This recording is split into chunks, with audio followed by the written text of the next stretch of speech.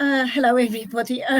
This is take two. I tried to upload this video, my last one, onto YouTube, and it wouldn't allow me to because the video was too long. Okay.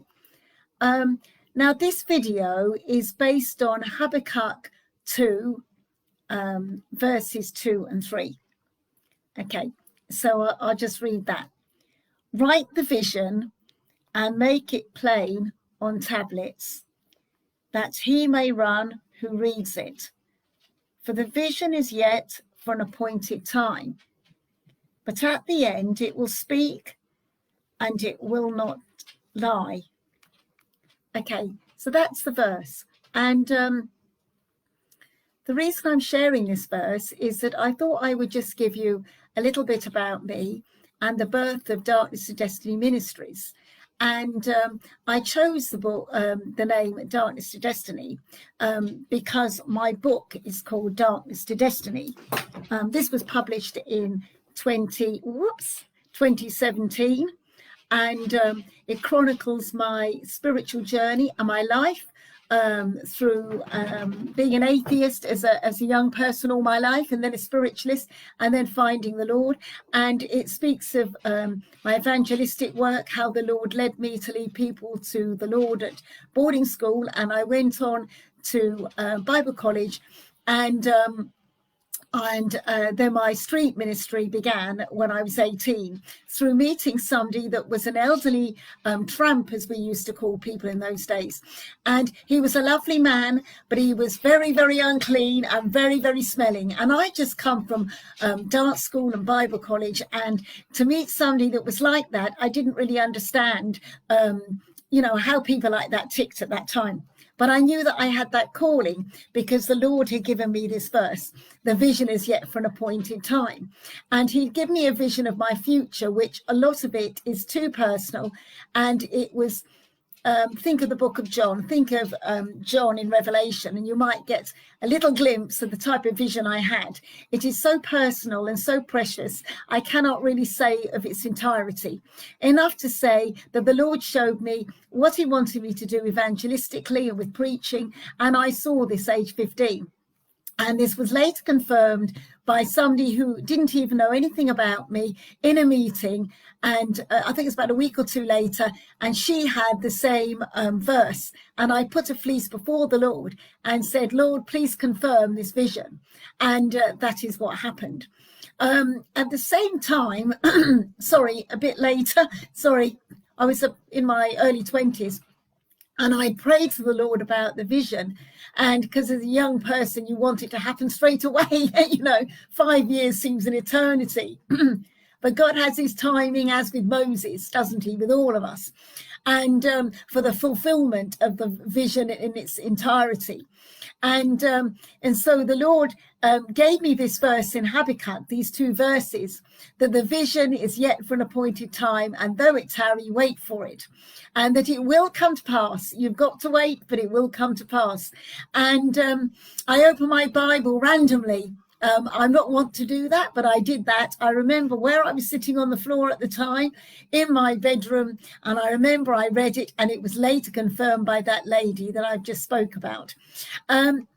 So this was the birth of the ministry, and for decades I have worked on the streets and helped voluntarily, that is, by the Spirit's leading, with the addicted and marginalised. And I have many, many stories to tell. And if you ever hear me preaching, you will hear me speak of the way that people have been touched and what's been happening on the streets, even lately.